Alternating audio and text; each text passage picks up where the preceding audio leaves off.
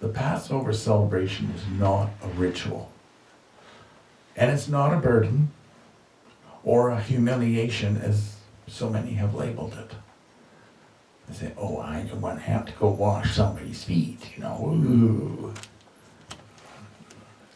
Well, there's a reason of doing it. What you won't declare forgiven will not be forgiven in you. The Passover celebration is a day of freedom from the affairs of the world. It's a freedom from the kingdom of darkness. A freedom from self-righteousness that always activates betrayal in your life and brings people into your life to betray you. So, by having this resistance in washing feet, what you're saying is that you want darkness there and you do not want your freedom. And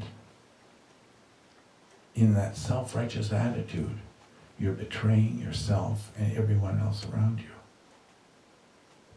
You're not doing what you were called to do. That's a betrayal. When we celebrate Passover, we acknowledge Yeshua as the keeper, as revealed in Psalm 121, verse 5. Yeshua is your personal, devoted keeper. Yeshua is your shade, the one who stands beside you on your right hand to protect your authority. And this forever ensures our authority over evil, the evil one. If we don't want Yeshua by our hand, by our right side, he can't be our keeper. And Passover reveals him as our keeper. As our keeper, Yeshua promises in verse 6 that not even the sun will be able to smite you by day, nor will the moon worshippers' spells, incantations, and hexes overwhelm you by night. Well, that doesn't sound like something you want to throw away. I've seen a lot of witchcraft in my life. And people say, oh, that doesn't work, magic doesn't work. Oh, I've seen things you don't want to meet. Ever. And I'm telling you that when we have Yeshua as our keeper, those things start to bounce. And the more we rely on him as our keeper, the more things bounce until we're not attacked. Sin has no hold on us. And it's important that we get to that point.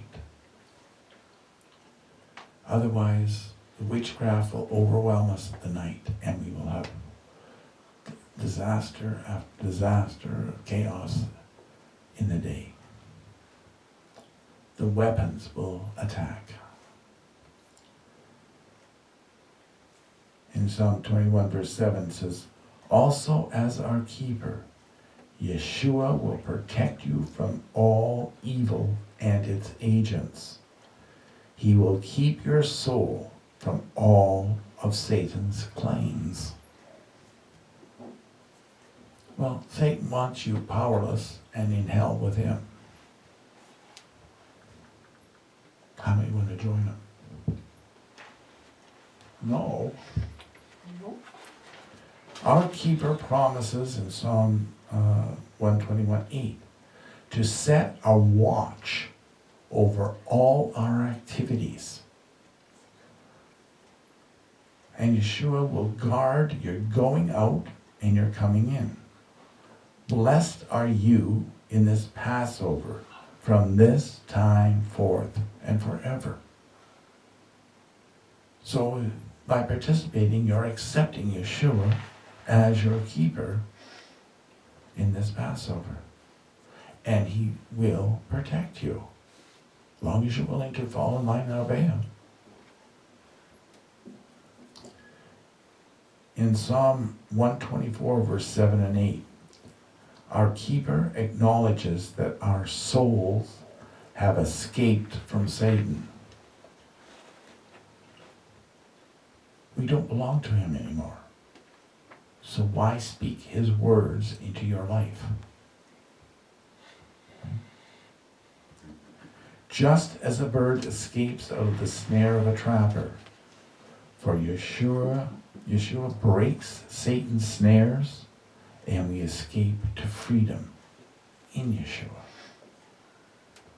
Not in our own might, our own flesh, but in Yeshua.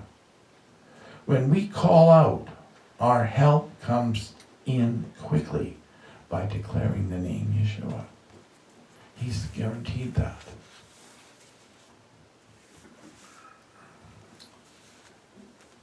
Our keeper declares in Psalm 125, verse 2, when your heart is set on following all that Passover establishes, then, as the mountains surround Jerusalem, so Yeshua is committed to surround his people, his believers who love him.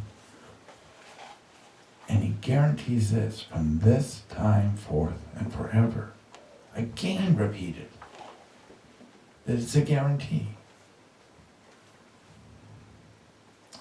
And we are reminded in Joshua 1:3, Yeshua decreed, every place where the sole of your foot treads, I have given it to you, just as I spoke to Moses. That means whether you go in a government building, you can demand favor and protection from the demons that are controlling that department, that area.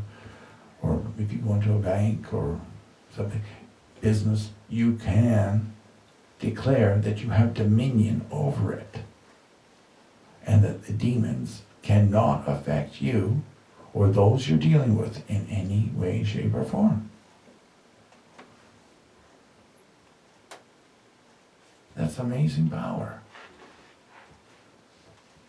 Therefore, because we are united in keeping Passover, we decree Psalm 125, verse 3, for Satan's scepter of wickedness shall not rest or lay claim upon our land,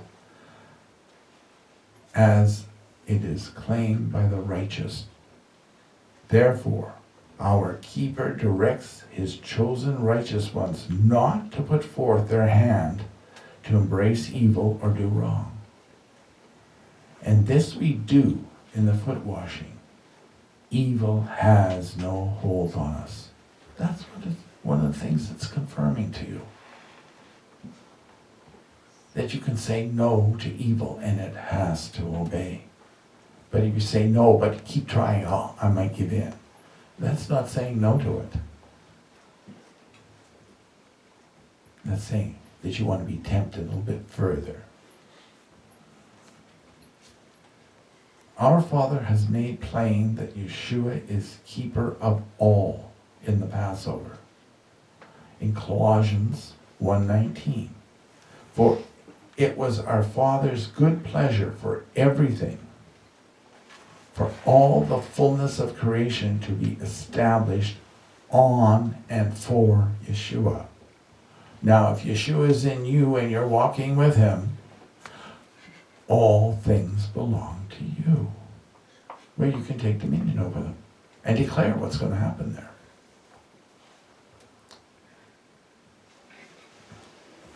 In verse 20, he says, and though Yeshua's sacrifice, or through Yeshua's sacrifice, he has reconciled all things to the Father, having made peace through the blood of his cross. Yeshua has dominion over all things of the earth and all the things of the heavens.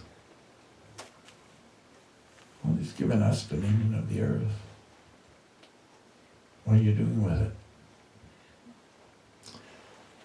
Verse 21, although we were formerly alienated, hostile, and rebellious in mind, loving to engage in evil deeds, he still made that promise. That is, when we're willing to come to Passover and get cleaned up, he's willing to reset the clock with a new day for you. In verse 22,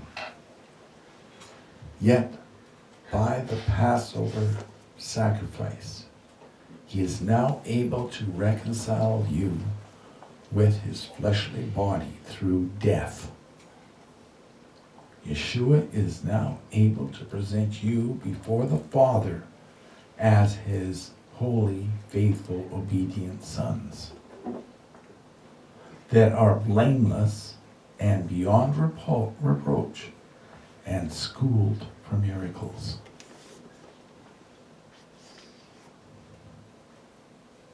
You gotta stop and think about that. Schooled for miracles because of the Passover service. Not because of the Easter bunnies that lay, what is it they say on there? That soft cream eggs or something like that. Okay. Peace we declare over you, for our God cannot lie. He is with you always, and his word is always at your command to meet all your needs. If you don't use his word, you can't expect your needs to be met. And all this is decreed in our keeper's name. We praise Yeshua. Amen and amen.